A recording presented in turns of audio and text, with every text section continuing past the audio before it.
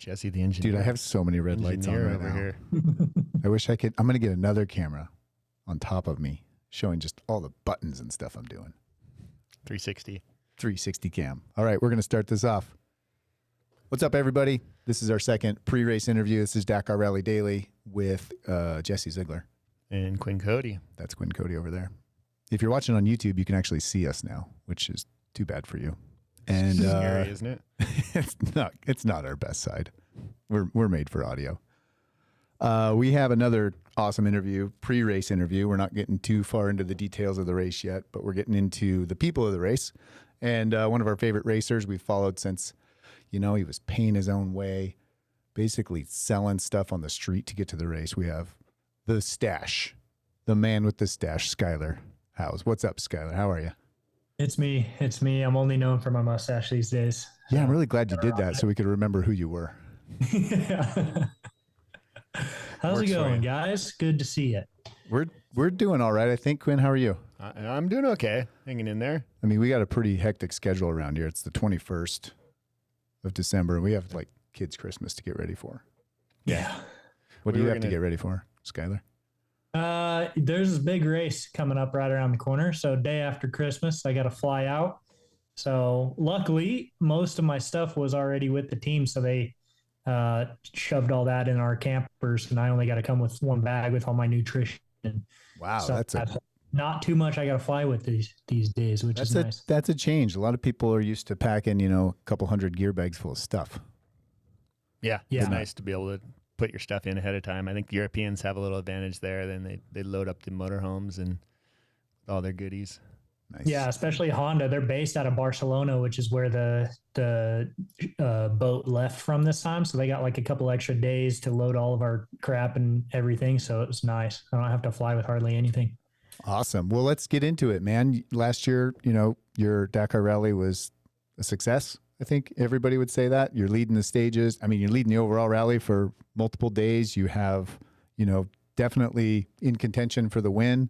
And, just a couple strategic things that happened at Dakar Rally happened, and you had to settle, I guess you could say, for third place, which isn't much of a settle in the Dakar Rally. So go over that race with us and, kind of what you remember of it since it's been a year. Yeah, looking back now on like what I could have changed to do different. The funny thing to always talk about is the no footer. Everyone always thought that was like a deciding factor.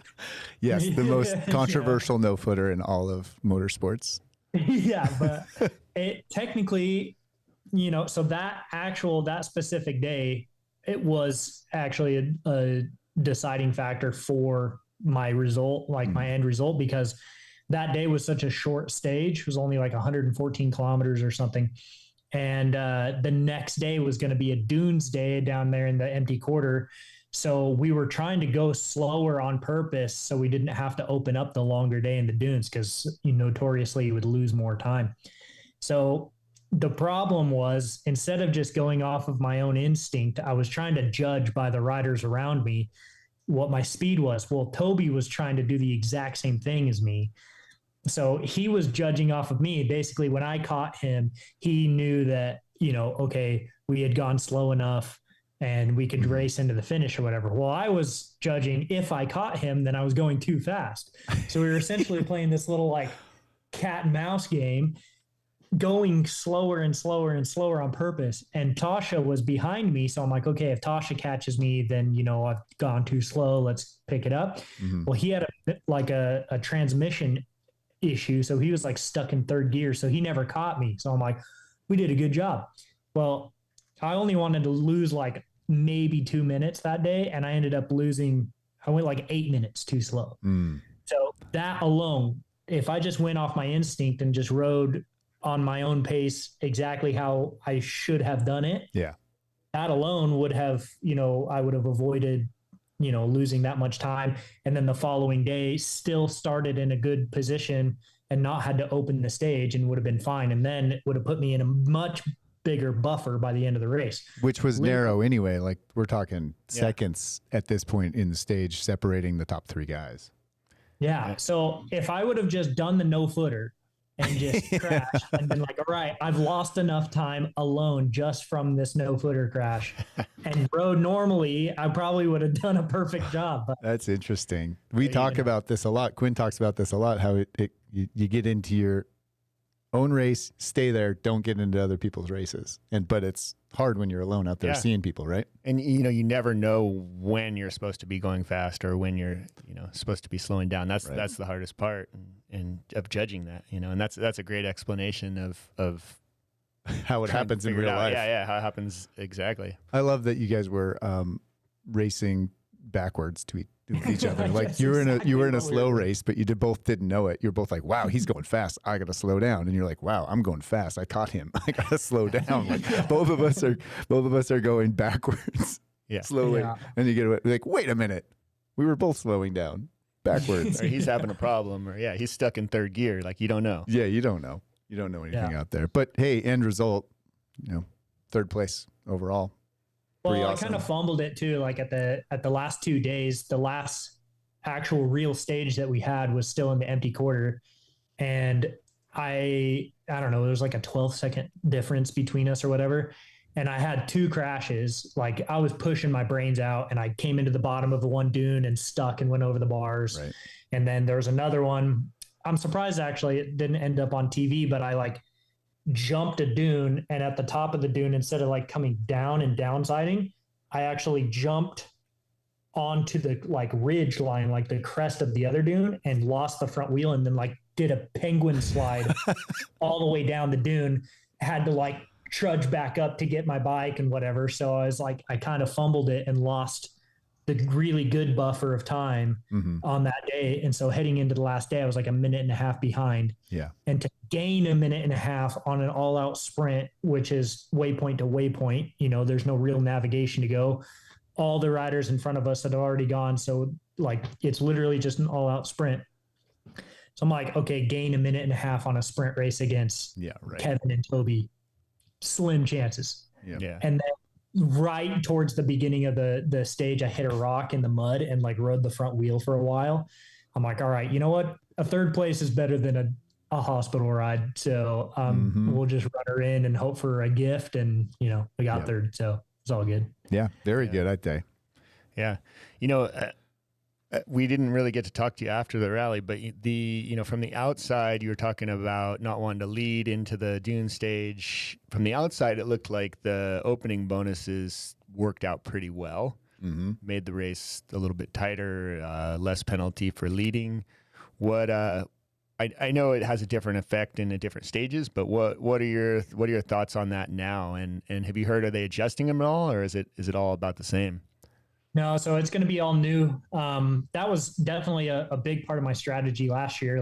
Obviously I was just doing the best I could, but you can see Tasha, how he's done so well this year in the world rounds, and he's just positioned himself in that opening bonus all the time. Granted, he has to open the stage, but he's been winning races because he's collected so much on that bonus. And they've realized now that kind of was a little bit too much of an advantage. Last year I had, I think, close to 12 minutes of opening bonus time, and Kevin won the race. And I think he had a minute maybe. Yep. So he positioned himself perfectly to strike, and I positioned myself just in that zone all the time. So there was definitely 2 strategies to it. I did technically more work for myself because I was in the opening group all the time. But I don't know, it's just he played a really smart game where he didn't lose very much time, and he didn't end up in that, what do you call, the yo-yo effect. Yeah. No man's land.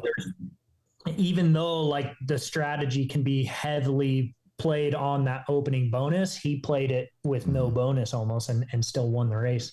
Which is something that you guys don't know how it's going to work out until you're almost at the end of the race, because you're still figuring out day to day. There's still so many unknown variables that you can't say, hey, this is my strategy till, day 11 or 12. It's go, go, go, go. Hey, it's working out. Look at all my time bonus I have.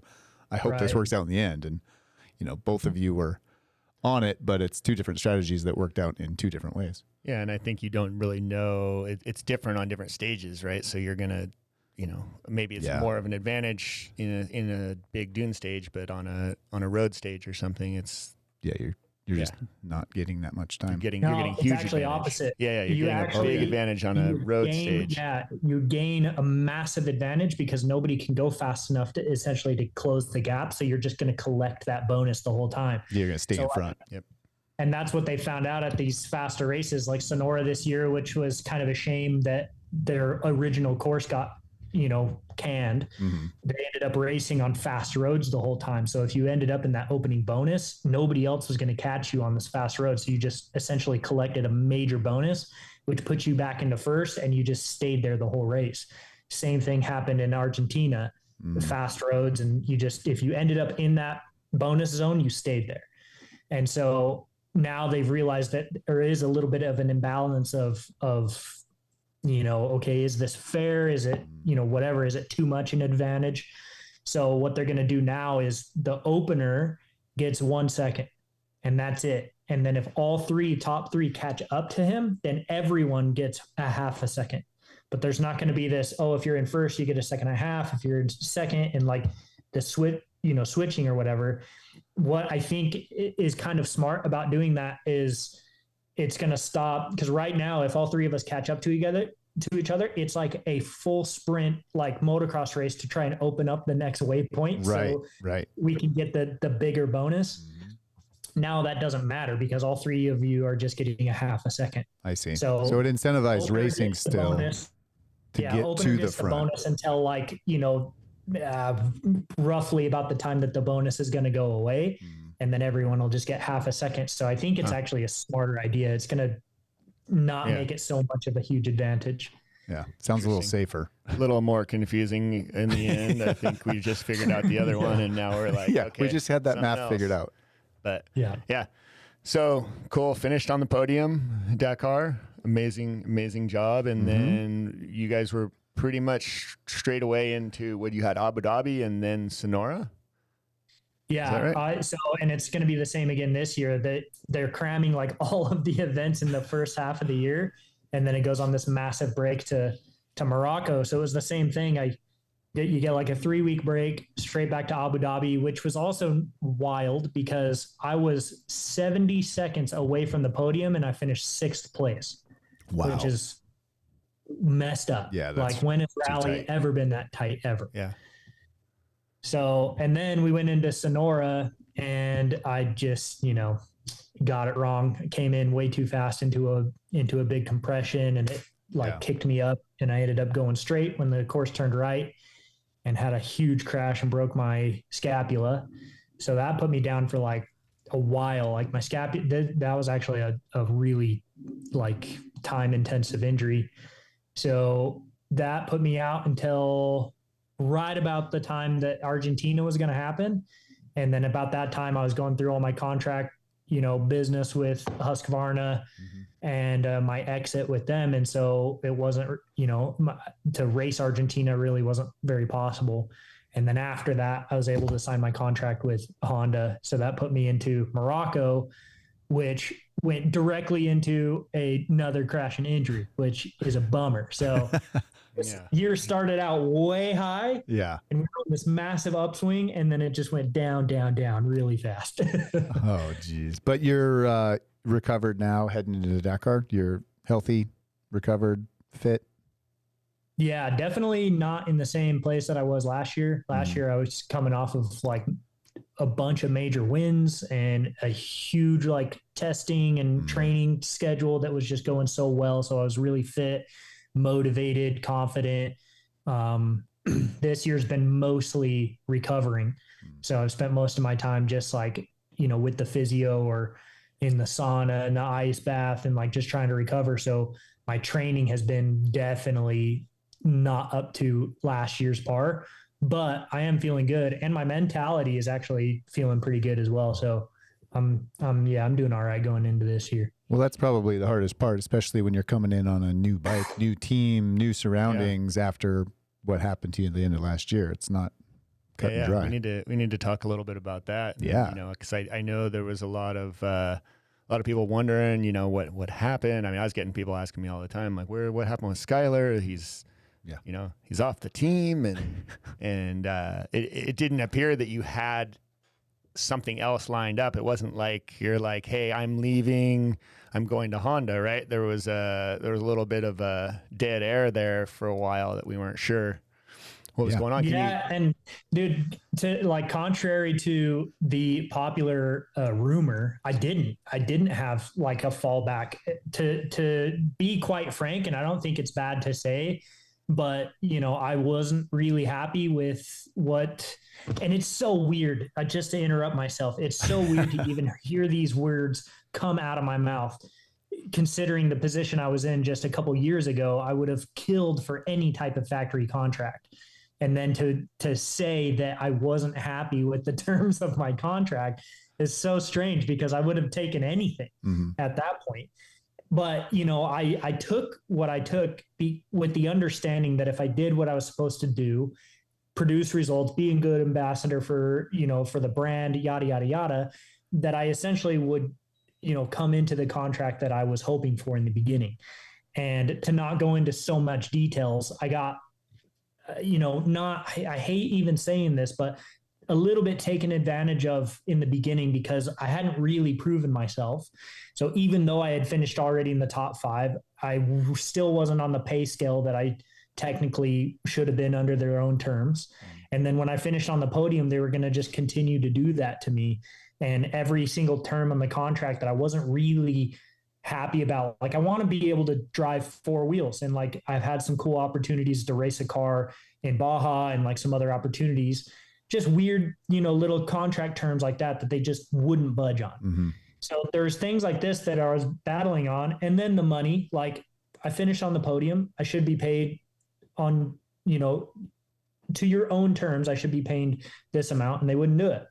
And so I was like, look, if you're not going to do this now, to where I just came off of like my most successful season ever in my career, it's not going to happen. And I don't want to play this game now where I'm coming into like my 30s now. I need to be able to provide, you know, potentially have a family here soon. Like, I'm still renting a room at a friend's house. I've sacrificed a ton to get to this point. I need to be able to focus on my career and my craft. I don't want to continue to sacrifice. And I feel like I've done what I need to do to show you that I'm dedicated to this and I'm willing and I can get the results. And, you know, it just wasn't going anywhere. It wasn't budging. And I said, all right, look, I've accomplished something I'm super proud of in my life. And if that's the end of it, then I can look back and know that I put everything into it and I can be happy with my career. Do I know I can still accomplish more? Yes. Do I want to still accomplish more? Yes. But I'm not going to bend over for the rest of my career and do that. So if we can't come to terms, let's just end on good terms, shake hands, move different directions, you know, and that's it. And that's ended up what was happening. So finally I stopped my contract with Husky, and I was like, all right, you know, now what? And Rebellion, the watch company that sponsors me, I was like, hey, maybe can I get a seat in your car for Dakar, or you doing a Baja program? Glickenhaus, they built their Baja boot, which is synonymous with my family. So I'm like, maybe I get a seat in that car for Baja.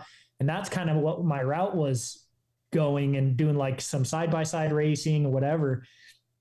And then we got hooked up with Ruben and Honda, and they said they would add a seat to me. They already had a full team, but they said they would add a seat for me to get me on the team, which I was like blown away, you know? Yeah. You had no idea when you were saying, hey, maybe this is the end of my motorcycle racing career for a rally, and I'm okay with that. I'll find something else to do. You had no idea that the Honda opportunity was even there.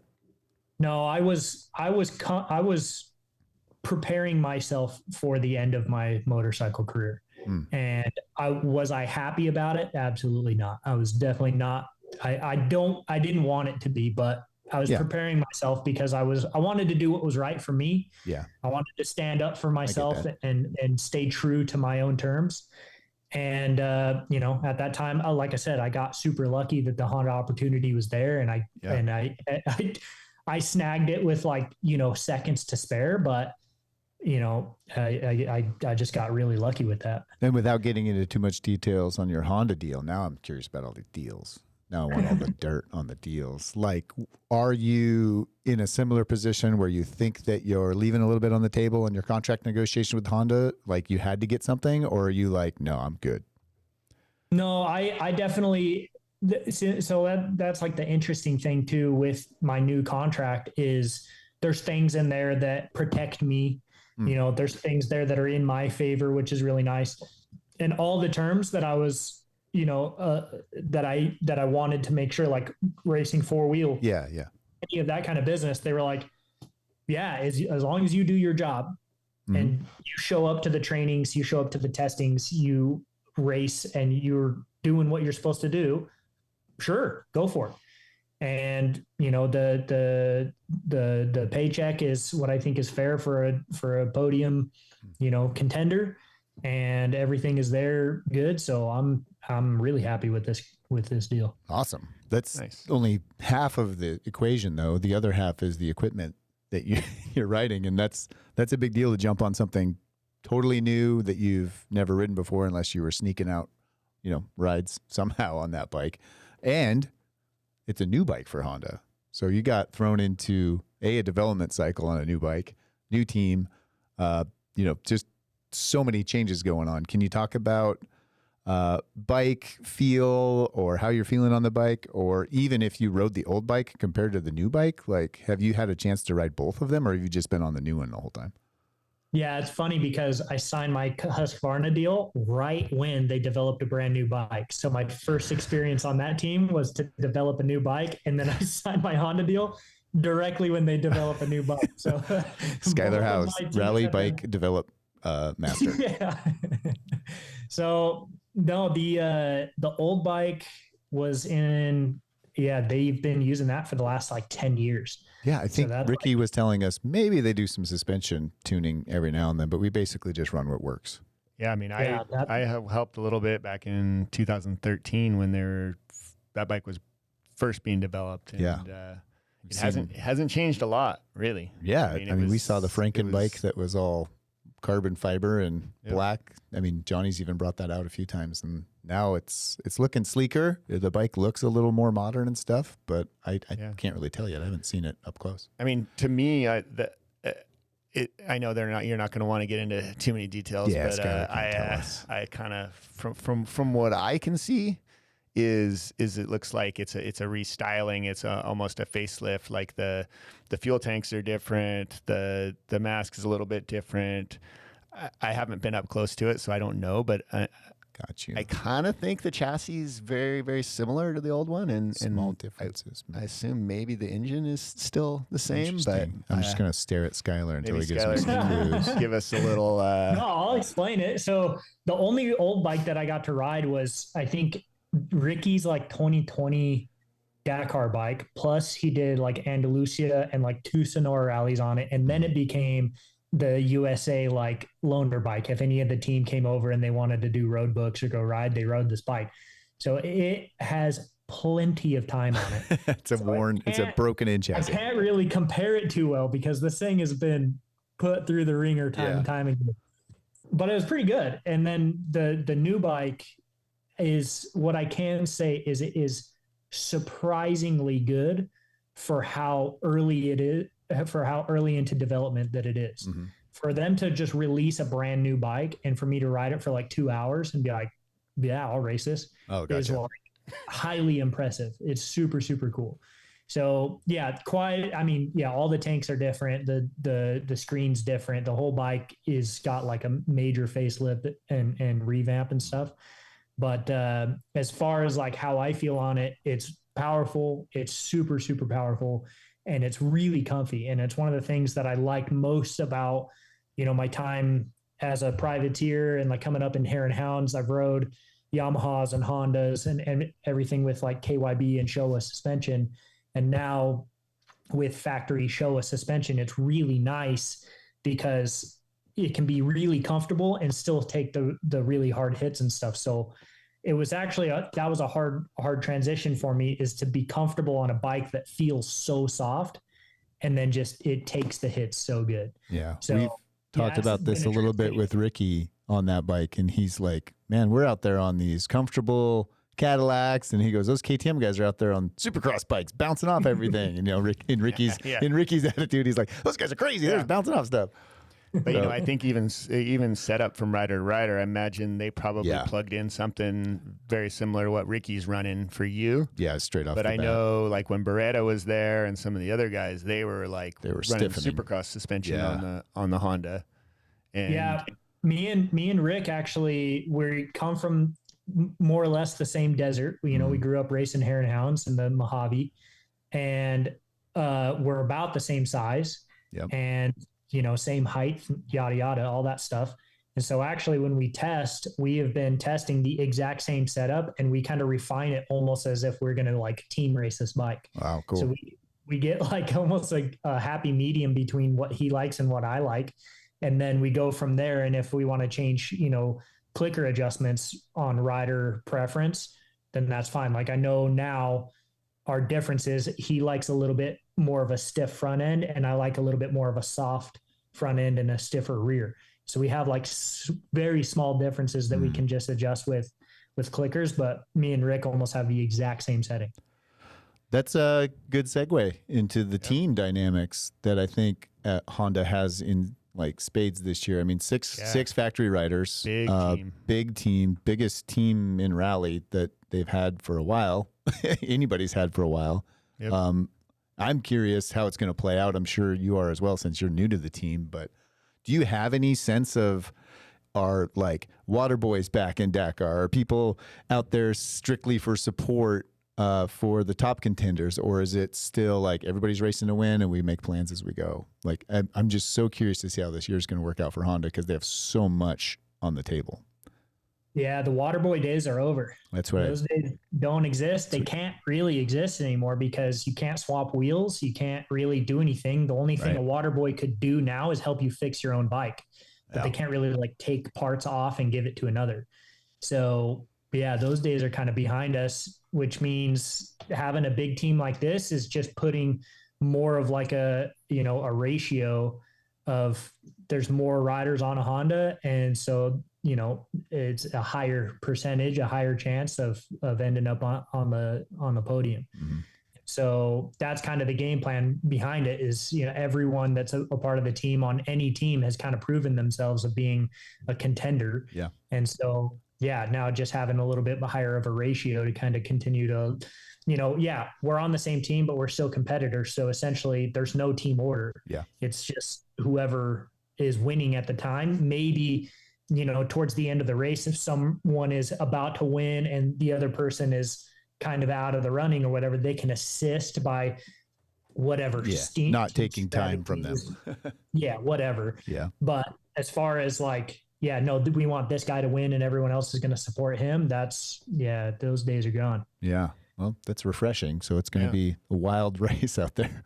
Red bikes everywhere. Yeah. It's interesting to see, that's it's such a strong team. And I feel like they've taken up a little bit of the slack from Yamaha kind of disappearing, and KTM's a little bit wounded right now as far as the KTM group.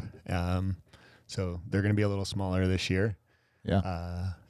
It's going to be pretty exciting. Pretty exciting. How's the dynamic in the team? Have you hung out with everybody on the team, like for photo shoots and stuff like that? You're getting along with everybody, or is there just anybody you just hate? Who do you hate on the team? Actually, this has been a really nice change. I'm not going to go into details. I'm sure you already know where I'm going with this, but here's the only weird thing is me and Ricky specifically, we're both the Americans. So we always get kind of paired up. It's the same way like Sanders and Toby get paired up, even though if they want to or not. People don't think about how bad of an idea this is, because you don't want the only two Americans together, or worse, the only two Australians together. Yeah. Like, what are you trying to do? Start a fire? Like, break things on purpose? Like, we're not responsible. We should be around other people from other societies to calm us down. Integrated. Yeah, integrated. Well, diversity. I don't know about that. You get the Austrian. Assimilated. The team. We need to be assimilated. Yeah, you get the Austrian and Sanders next to each other. Oh yeah, Austrians. They're rated hell. Maybe it's just all people that are into rally bikes are somewhat deranged and dangerous. Anybody that's willing to hold it wide open across the desert on a you know, basically a bomb full of fuel. Yeah, you guys are morons. I don't know what you're crazy. doing. But yeah, give me the dirt. Give me the dirt. You have to be a certain kind of stupid to go fast on a dirt bike. Yeah. Yeah, that's true. No, but it's funny because me and Ricky have been direct, like heavy, what's the word I'm looking for? Competitors, but what's the other word I'm looking? Competition. Rivals. That's what I'm looking. We've been heavy rivals. That's an interesting dynamic because there's not a lot of seats in rally, right? You're especially for an American. It's not like you. So you guys are fighting not just like for the win or whatever. You're fighting for a seat on the team. Yeah, the coming years. Yeah. Ooh, I like Quinn's bringing up more drama, more dirt. God, this guy's good. And I mean, I've seen it. You know, you know that guys are like, you know. Yeah. You hear the stuff. You're the grumblings, but you guys have been, you know, compared to each other, I would say is even a fair assessment. And now even before we started rally, you know, going at Best in the Desert races at Vegas to Reno, we've had heated battles before. We've battled at Sonora Rally, you know, once I started into it and all that. And there's been like, you know, now being a part of the team, I hear their side of the story, like at Vegas to Reno, when Johnny and Preston were chasing and like jumping the box fan to get to places on time because it was like such a heated battle between us. That has been probably a little bit more of the weirder dynamic between us. Like me and Ricky actually get along pretty well when we're testing. Like we have a really similar mindset. Like when it comes down to work, making positive changes and, you know, trying to reach positively and not like talk bad about things. It's been a really nice connection there. But the other side of it, like we have been such heated rivals for a while. Like with Johnny now, I've always been the competition to Johnny. Yeah. And so now I'm a part of the team and I can see a little bit there where he's really professional and he's really kind and he's been very open to like, you know, helping me out and stuff. But I can still see a little bit of that. Like I need to earn their trust because I've been the rival for a lot of years now. So that's kind of the only thing that's been a little bit, you know, kind of trying to break down the walls a little bit there. Yeah. But the rest of the team, all the other guys, I know them quite well. And it's been nice there. And the team managers, the mechanics and everything, all Spanish.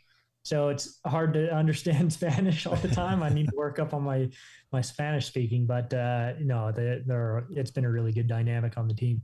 Yeah. Sounds like you know, Johnny's a competitor too. I mean, he's a Honda guy from day one, and literally like if you're not on a Honda, you're basically the enemy. To Johnny Campbell. Everything else will be. We actually have Johnny Campbell coming into the studio tomorrow for a little interview, so we're gonna ask him about tease him a little bit on this one. Because, we're gonna see if he likes you or not. Yeah, I rode for Johnny for a long time, you know, and I've been inside the program, and then I've left and I've come back, and you probably felt like Skyler coming back in like, hey guys, and they're like, we don't totally trust you yet. But my kids go and spend the night at Aunt Faye and Uncle Johnny's house, so we're still really tight. But definitely he is a red guy for sure. Like he wants to win with red bikes all the time, which is awesome. It's good to be probably for you to be in that environment, especially with him as an American mentor and having, you know, just his legacy is just undeniable.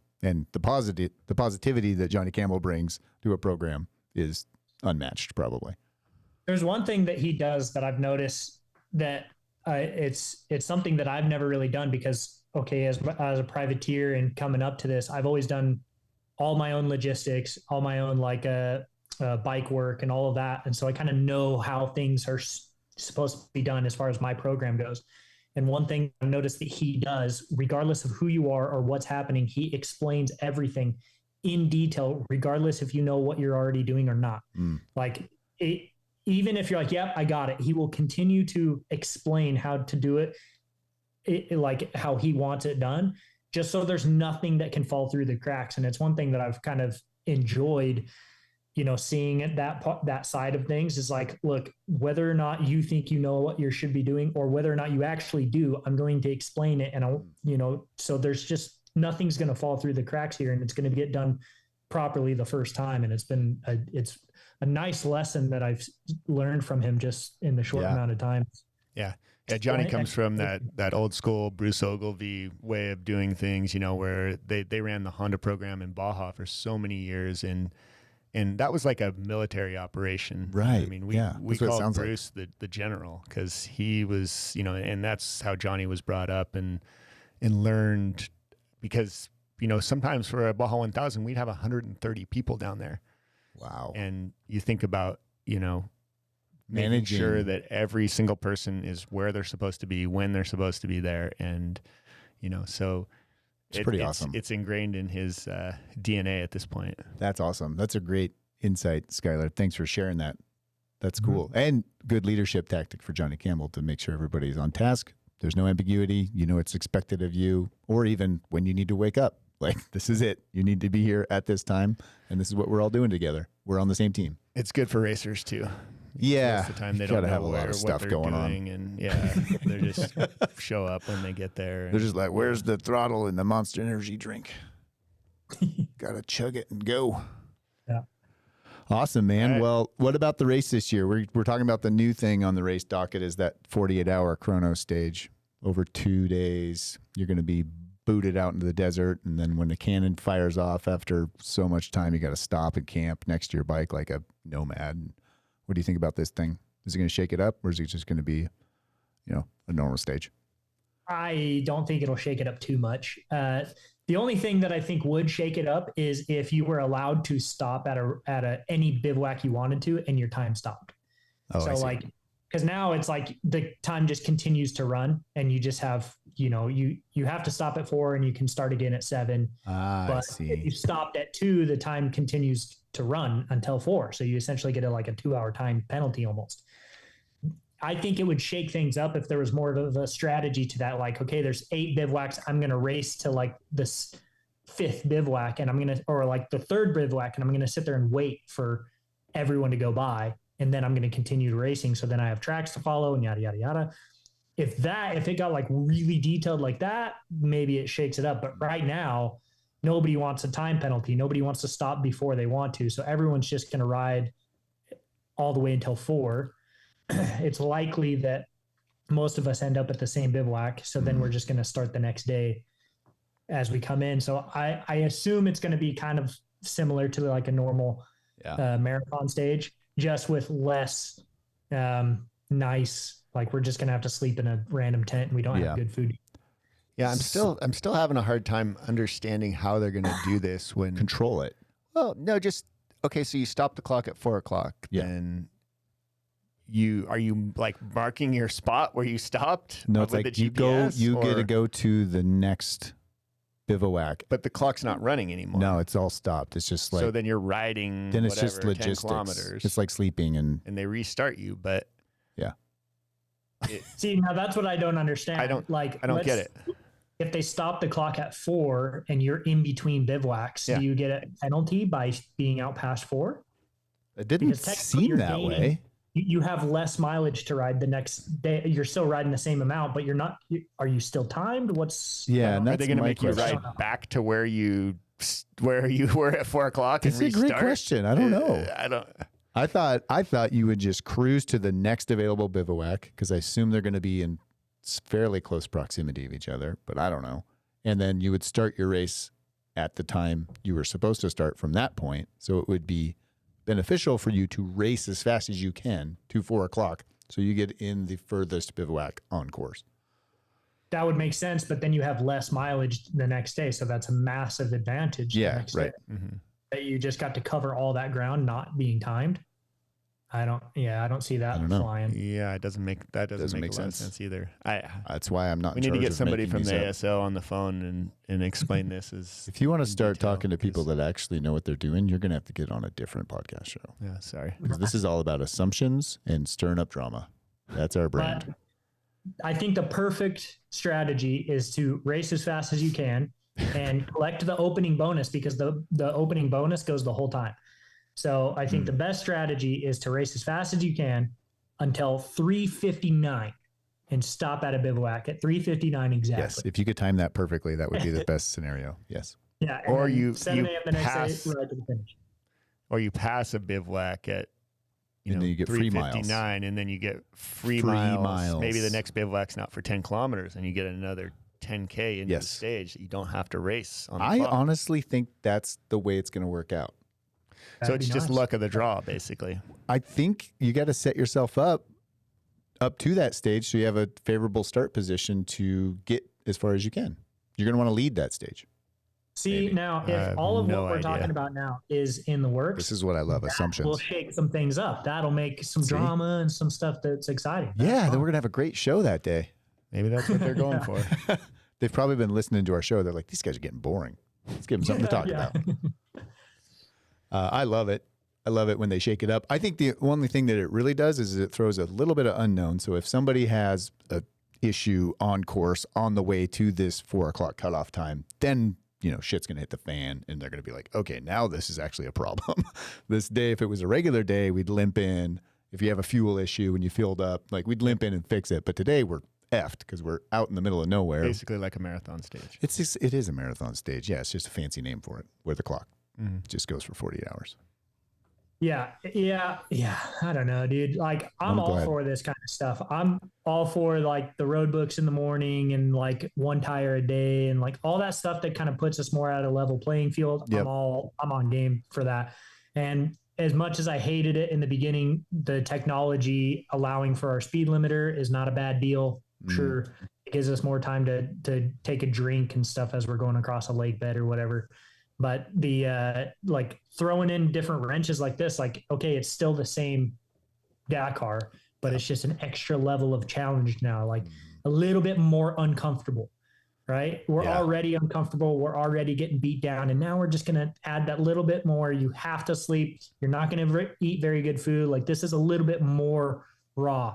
This is how it was in the beginning. Yeah. So I kind of dig that. I like that, kind of beat you down a little bit more. When the going gets tough, the real, people start standing out. If it's just a dune race from the boys. Yeah, or if like the ground's wet and all the conditions are lined up and stuff, then it just becomes like a sprint race, and then it's normally might as well just go race an enduro. Yeah, but that's not why we race rally. We race rally because it's the unknown. It's gnarly. Yeah, it's good. Well put. Yep.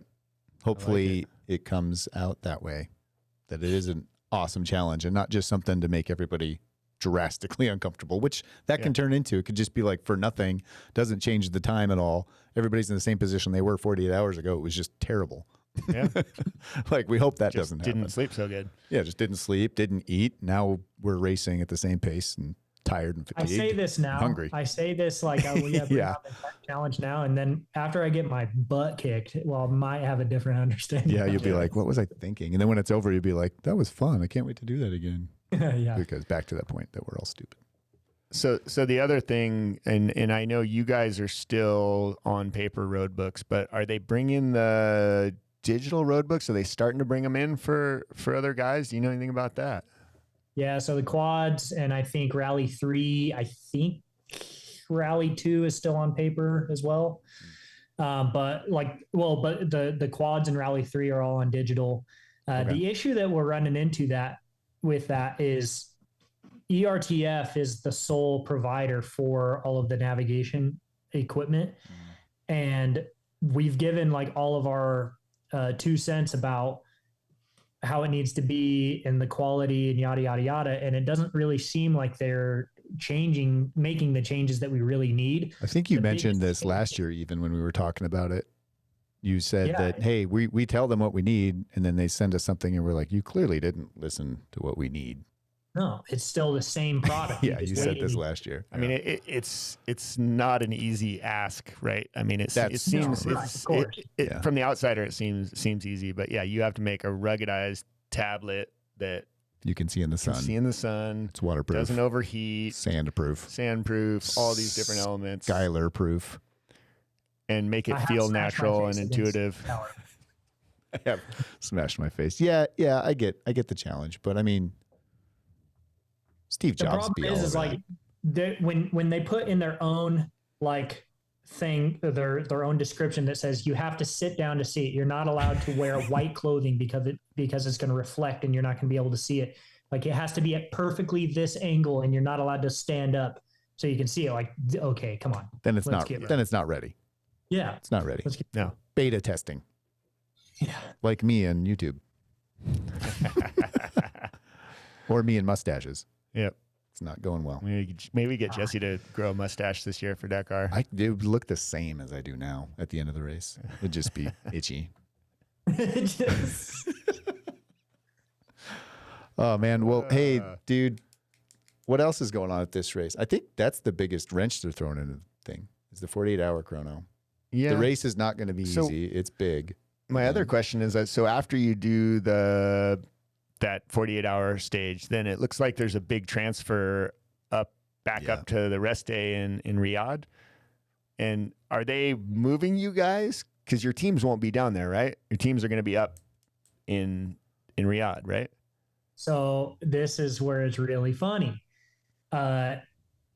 It's sometimes they do things that are like counterintuitive. You know what I mean? Like they give us a speed limit to slow us down, but then they give us an incentive to go really fast and open the stage and stuff. Like there's things that they do.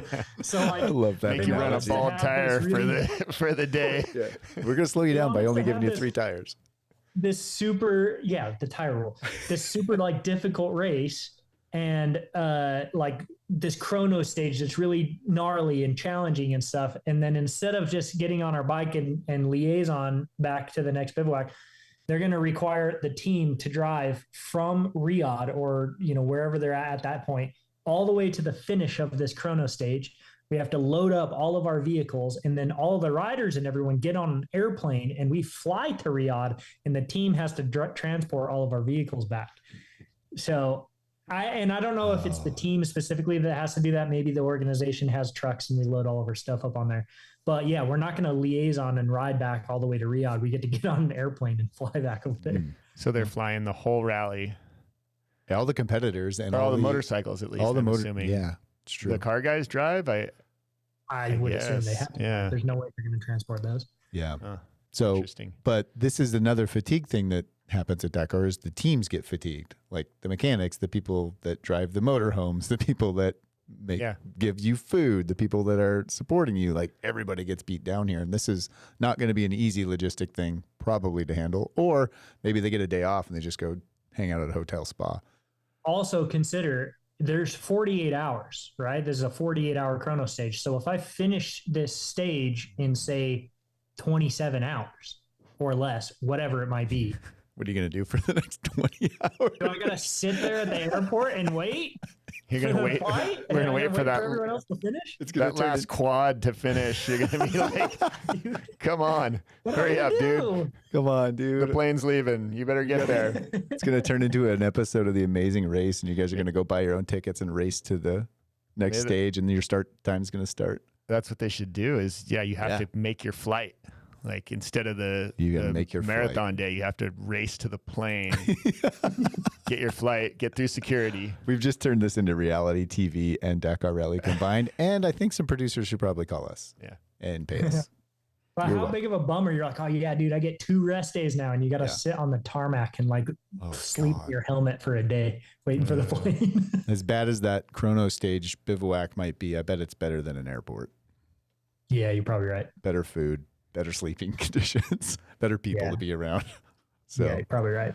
Nice. Well, a lot of unknown out there, a lot of unknown for you specifically, and that we get to watch you do, which I think is awesome for our entertainment. But I do, obviously, we wish you the best of luck, and we're pumped to talk to you every year and get some updates from the course. Yeah, and one more thing for you, Skyler, is that we got a guy on the ground this year.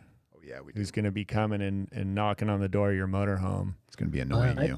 Trying to annoy you to get interviews from you, get voice clips for us. So easy, dude. You know me, Anthony. He's our voice clips, whatever you want. I know you're the best at it, but we're gonna send him over there anyway, and we'll save you a trip to the WhatsApp. You can offer him a Honda refreshments or something. Who is this guy? His name's Anthony, and he's a Australian Canadian. So. He's got a weird accent, but super cool guy. Like if you could combine 2 nationalities into one awesome person, Canada and Australia is not a bad mix. It's like polite but crazy. Does he say a boot and mate? Yeah. He says a boot, mate. Oh, that'd be some shit right there. Oh, we'll It see. took me, when I first met him, it took me like, about, Ooh, a- where? 2 or 3 days to figure out where he was from. And then I finally had to ask him, what is this accent? Where are you from? I haven't met him yet. I'm already making fun of him, and I don't even know him. So we're looking forward to it. We're going to get some more insight from the ground without, calling you directly and annoying you most of the time, but we'll probably still do that too. Fair enough. Fair enough. Awesome, man. Well, unless you got anything you want to shout out, I think we're wrapping up here. Yeah. Thanks to all the people that continue to cheer me on. I'm stoked. I'm stoked for everyone listening in. I'm stoked for you guys. I thank you for doing this. This is cool. There's so many people that actually this is where they get most of their information. So this is really cool that you guys take the time to do this, and thank you for that. And thanks to obviously Monster Energy and Honda for giving me this opportunity to continue my racing career. So yeah, all good. Great news, man. Go America. Yeah. Good luck, Skyler. We're rooting for you. Yeah, dude. Yeah. USA. USA. All right. Thanks, buddy. Talk to you soon. Thank you guys. Bye. Yep. I don't know which button to hit first. Yeah, dude. How do I? Which one do I hit? Yeah. Which one do I do? I've got so many buttons. I'll just hit this one first. All right. See you later. Thanks, guys. dude. Cool.